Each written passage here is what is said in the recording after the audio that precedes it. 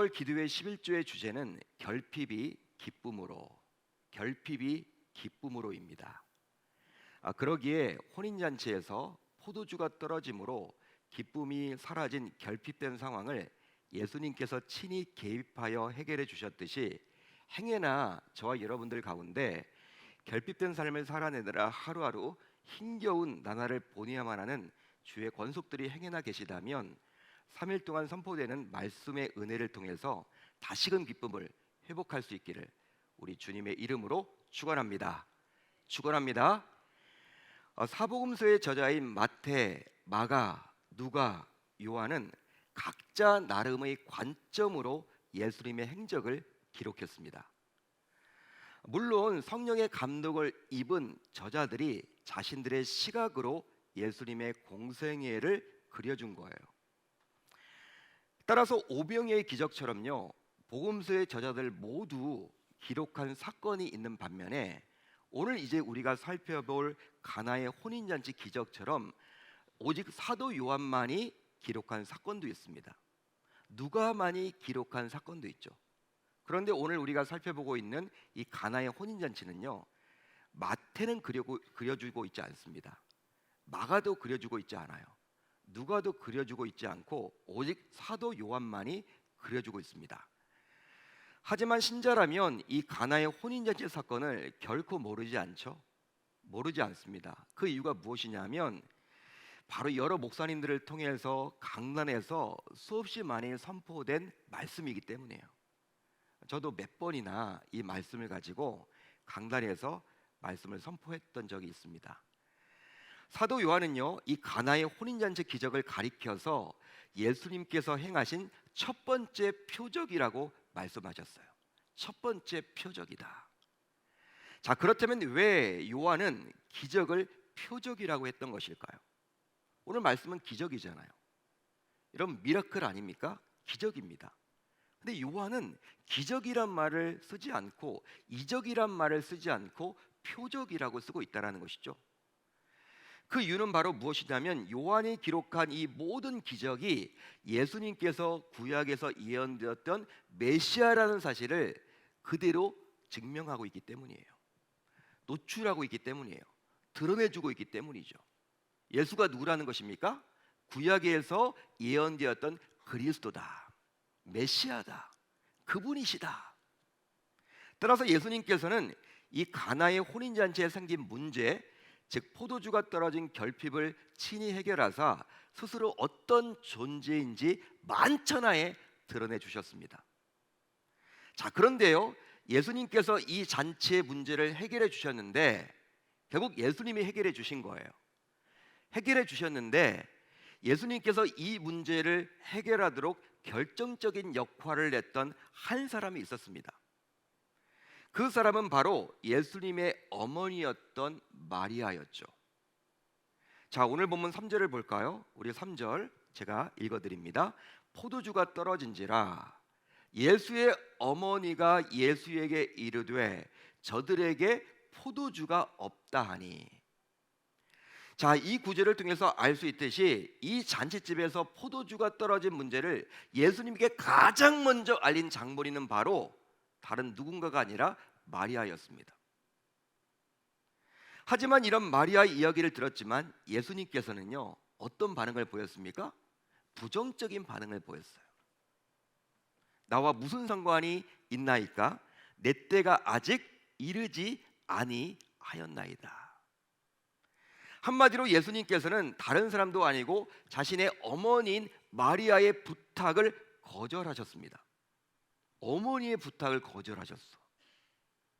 하지만 이런 예수님의 차가운 반응을 접했지만 마리아는요, 이상하게도 오히려 그 집에서 일하던 하인들에게 다음과 같이 요청하게 이르러요. 그의 어머니가 하인들에게 이르되 너희에게 무슨 말씀을 하시든지 그대로 하라 하니라. 여러분, 분명히 예수님께서는요, 반대했잖아요. 부정적인 반응을 보였습니다. 내 때가 아닙니다. 지금 내가 이 집안의 문제를 해결할 때가 아닙니다. 아직 시기가 도래하지 않았습니다. 아직 내가 그리스도임을 증명해 줄 드러내줄 시기가 아닙니다라고 분명히 말을 했습니다. 거절했습니다. 여러분, 완곡하게 거절한 거예요. 여러분, 예수님께서 안 된다고 하면요, 안 되는 거죠. 하나님이신데. 그런데 왜 예수님의 어머님 마리아는 마치 예수님이 무엇을 하실 것처럼 하인들에게 당부를 하셨던 것일까? 그렇다면 이것은 아무리 그래도 예수님이 자신의 아들이기에 아들의 입장은 철저하게 무시해 버리고 이 집안의 문제를 해결하고자 어머니의 권위를 휘둘려 보겠다라는 의미입니까? 한마디로 내 아들이니까 내 마음대로 하겠다. 안 된다고 했지만 결국 내가 때를 쓰면 어떻게 해서든지 내 말을 들을 수밖에 없다. 이런 여러분 권위로 지금 마리아가 이런 말을 한 것일까요? 내가 어머니의 권위를 한번 휘둘러 보겠다. 내 아들이니까. 그런 마음이 여기에 담겨져 있는 것일까요? 하지만 만약에 예수님께서 정말 아무런 말도 하지 않는다면 마리아 입장이 대단히 난처하게 되지 않을까요?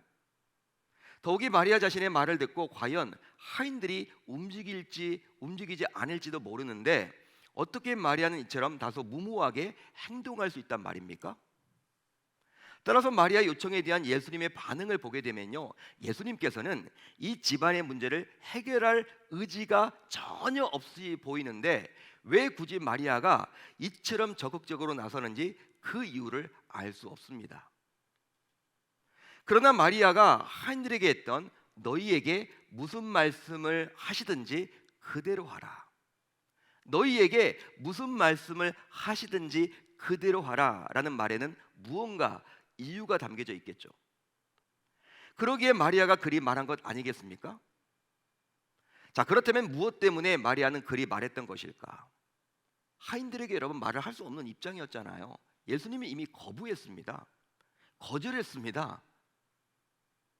근데 이런 말을 했다라는 거예요. 하인들에게 당부하지 않았습니까? 어떻게 이럴 수 있는 거죠?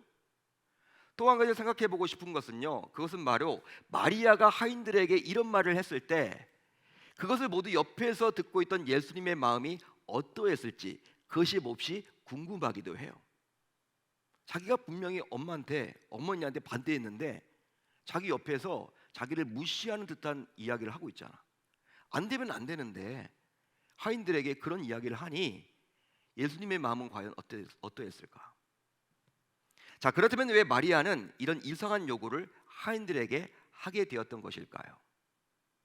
이 질문에 대한 답을 하기 위해서는 당시에 혼인잔치가 열렸던 가나라는 동네로 우리 모두 여행을 떠나봐야 해요.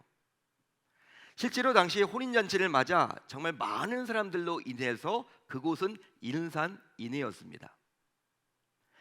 바로 당시 유대인들의 혼인잔치는 일주일 동안 지속되었기 때문인데요.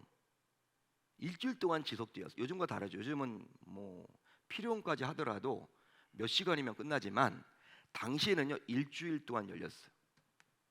따라서 곳곳에서 몰려든 축하객들로 인해서 잔치집은 붐볐습니다. 하지만 아직 그곳에 있던 많은 사람들은 예수님이 과연 어떠한 분인지를 제대로 알지 못했어요. 오직 예수님의 어머니인 마리아만이 예수님에 대해서 제대로 알고 있었죠. 그러기에 마리아는 이 혼인잔치에 생긴 문제를 오직 예수님만이 해결할 수 있다고 확신했던 것입니다.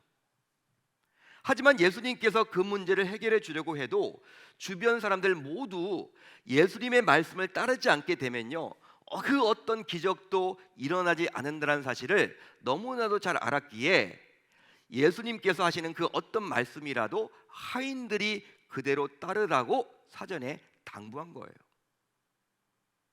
마리아는 여러분 알죠? 예수님만이 이 문제를 해결할 수가 있다.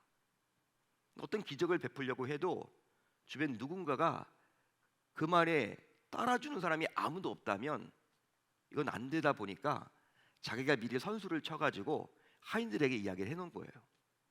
따라서 마리아는요, 예수님의 말씀이 곧 문제 해결책이라고 미리 알려준 셈입니다. 여러분, 이런 마리아의 의도를 예수님께서 알아챘던 것일까요? 그 의도를 알아챘던 것일까요? 마리아가 하인들을 상대로 당부한 것을 가만히 듣고만 있던 예수님께서는 이제 하인들에게 다음과 같이 말하기 시작했습니다.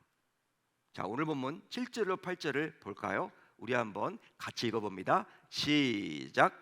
예수께서 그들에게 이르시되 항아리에 물을 채우라 하신즉 아기까지 채우니 이제는 떠서 연회장에게 갖다 주라 하심에 갖다 주었더니.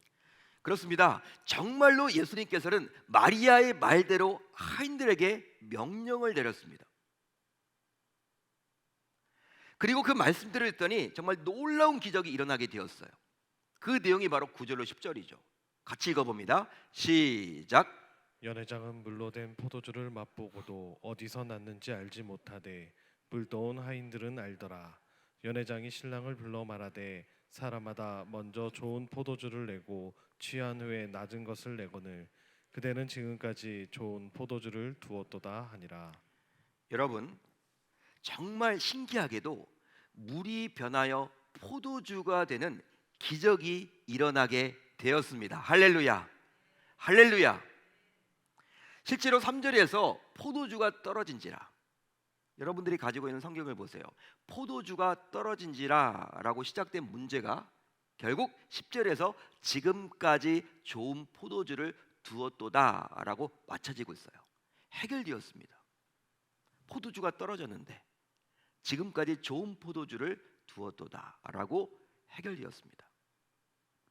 자, 그렇다면 왜 예수님께서는 스스로 생각을 바꾸어서 스스로의 여러분 마음을 바꾸어서 이 혼인잔치의 문제를 해결해 주셨던 것일까요? 문제를 바꿨잖아. 예수님이 마음을 바꾼 거 아닙니까?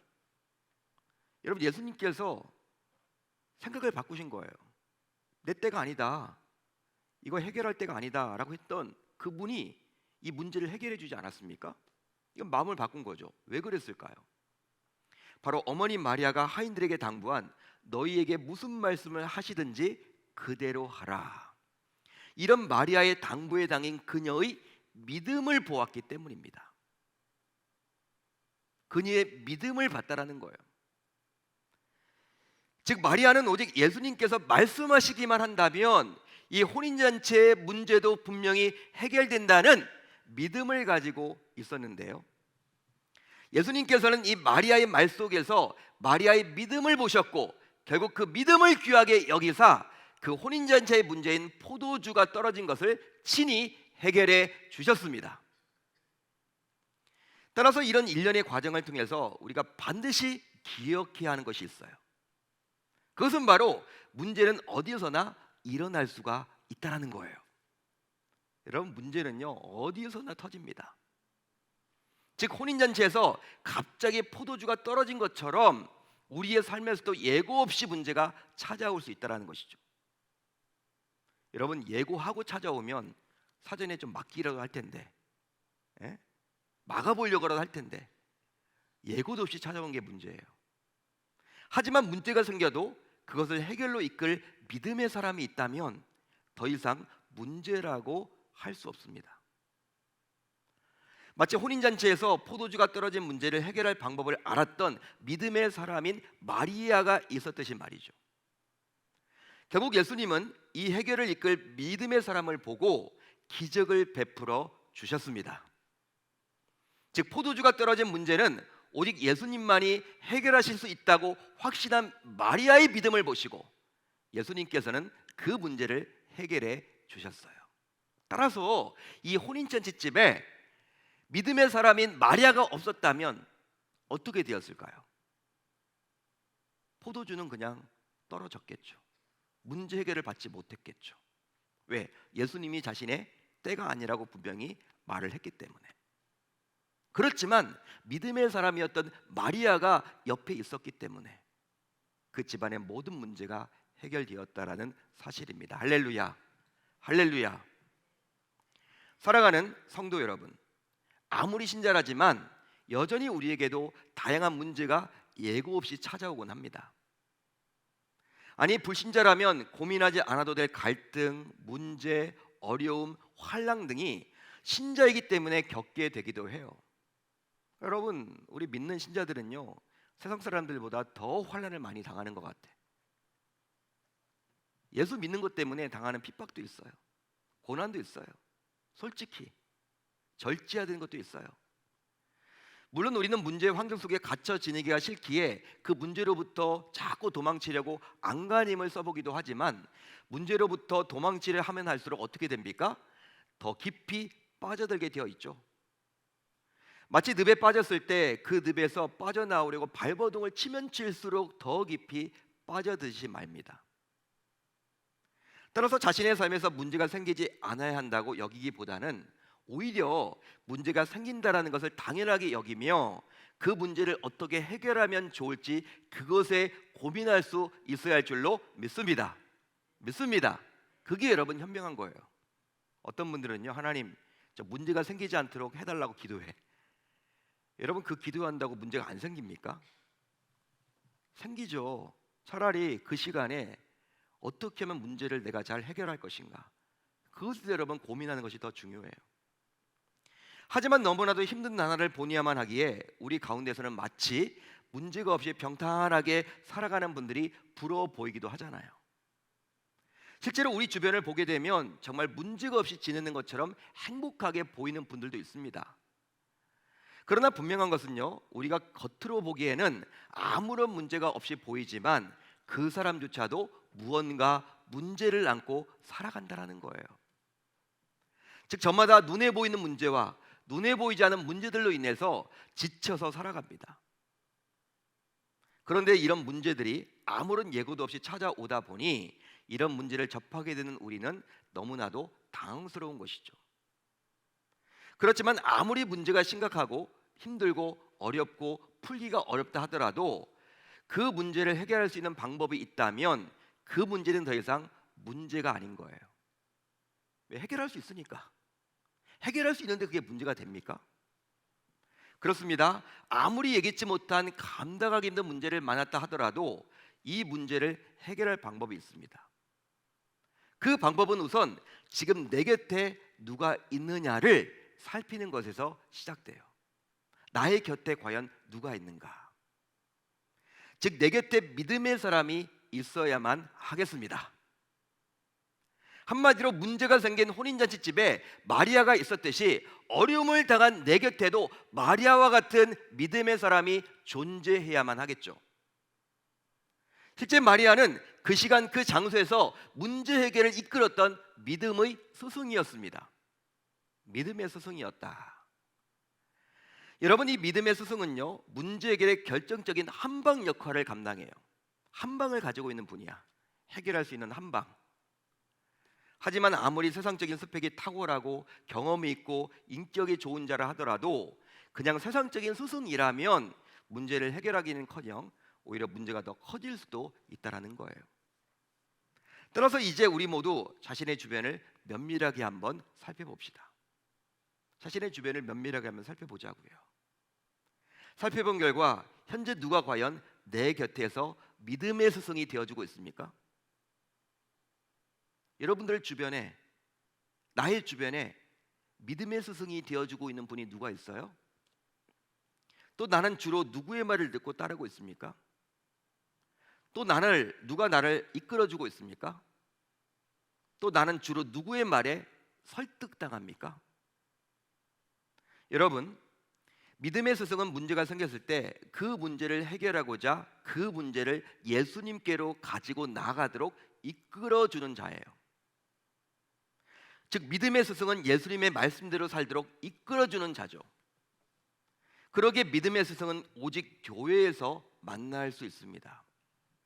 교회를 떠나서는 만날 수가 없어요. 하지만 교회에서 만났다 하더라도 예수님의 방법이 아니라 자꾸 세상의 방법만을 주장하고 권면하고 말해준다면 그 사람이 아무리 직분자라 하더라도 결코 믿음의 스승은 될 수 없습니다. 그러기에 그런 믿음의 사람의 이야기를 듣고 따르게 되면 결국 망하게 되죠. 교회에서도 여러분 사람도 잘 만나야 돼. 항상 우리가 기도해야 될 것이 나에게 좋은 사람을 하나님 붙여달라고. 그렇게 기도하셔야 돼요. 뭐 교회 다닌다고 다 영적인 사람이 아니기 때문에, 믿음의 사람이 아니기 때문에 교회는 다니는 거지만 세상적인 생각으로 딱 그 이야기하는 분들이 있거든요. 따라서 믿음의 스승이 과연 누구인지 우리 모두 영적으로 분별할 수 있어야만 하겠습니다. 자, 그렇다면 여러분들은 그런 믿음의 스승이 옆에 계십니까? 가까이 계신다면 참으로 감사한 일인데요. 하지만 계시지 않는다면 그런 스승이 생기게 해달라고 하나님께 기도합시다. 그리고 또 한 가지 우리가 생각해 봐야 할 것은 바로 내가 그런 믿음의 스승이 되어 보는 거예요. 자꾸 우리는 하나님 내 곁에 믿음의 스승을 주옵소서 그렇게 기도만 하는데 그런 기도도 좋아요. 그렇지만 또 누군가도 믿음의 스승이 필요하잖아요. 내가 그런 믿음의 스승이 되어 보는 것이죠. 왜냐하면 그런 믿음의 스승을 오매물망 간절히 기다리고 있는 분들이 있기 때문에. 따라서 왜 나에게는 그런 믿음의 스승이 없나며 하소연하기 이전에 내가 어느 누군가의 믿음의 스승, 즉 영적 선생이 될 수 있도록 힘써야만 할 줄로 믿습니다. 믿습니다. 자, 그렇다면 이 새벽에 나오신 여러분들은 현재 어떤 문제로 마음이 답답하십니까? 여러분 무슨 문제로 마음이 답답하세요? 무슨 문제로 힘드세요? 어려움이 있으세요? 마치 생선을 먹을 때 가시까지 먹어서 목에 가시가 걸린 것처럼 너무나 얹혀가지고 지금 막 힘든 그런 마음을 가지고 있지는 않으십니까? 여러분 이런 막막한 문제를 해결할 방법은요, 우선 믿음의 스승의 음성에 귀를 기울이는 거예요. 그 이유는 바로 예수님께서는 해결을 이끄는 믿음의 사람을 통해서 움직이시기 때문입니다. 따라서 이 시간을 포함하여 공예배 시간마다 강단에서 선포되는 설교 말씀은 해결을 이끌려는 믿음의 소리임을 우리 모두 기억해야만 하겠습니다. 한마디로 설교는 우리들의 문제를 해결로 이끌려는 영적 스승의 음성인 셈이죠. 따라서 어떤 말씀이든 무슨 말씀이든 그 말씀을 귀하게 여기며 반응하기만 한다면 반드시 문제가 해결될 줄로 믿습니다. 기적이 나타날 줄로 믿습니다. 결핍이 기쁨으로 바뀌어지게 될 줄로 믿습니다. 그러기에 이제 오늘부터 강단에서 선포되는 설교는 어떤 내용이라도 편식하지 마시고 딱 듣고 있다가 나에게 와닿는 말씀만 아멘하지 마시고 설령 기분이 좀 상하는 말씀이라도 이게 하나님의 말씀이기에 어떤 내용이든지 간에 아멘으로 받아들입시다. 그리함으로 포도주가 떨어진 혼인잔치에 포도주가 다시 생긴 기적이 나타났듯이 우리 역시 어떤 문제 속에서도 문제가 해결되는 기적을 맛볼 수 있어야 할 줄 우리 주님의 이름으로 축원합니다. 축원합니다. 그렇게 하겠다라고 다짐하고 결단하는 저와 여러분들이 다되실 수 있기를 우리 주님의 이름으로 축원합니다. 축원합니다.